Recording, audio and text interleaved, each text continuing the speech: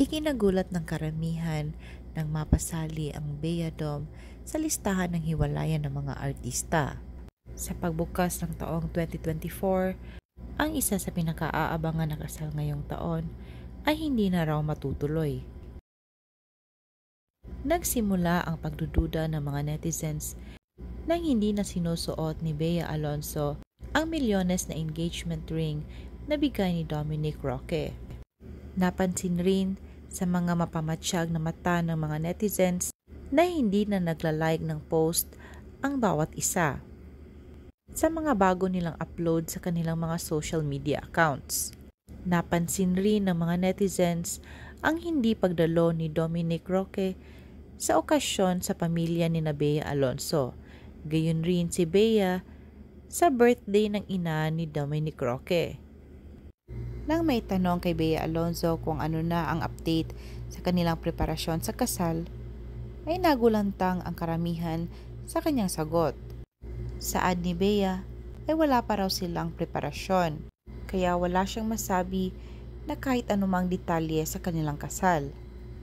Sa unang panayam kay Dominic Roque ay nasabi nito na naiirita na sa kanya si Bea dahil tila ay wala raw itong ginagawa para sa preparasyon ng kanilang kasal.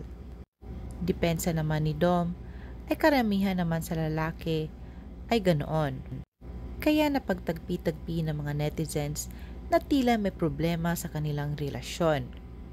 At ayon umano sa mga sources ni OG Diaz at Christy Fermin, ay baka wedding jitters lang ang nangyayari.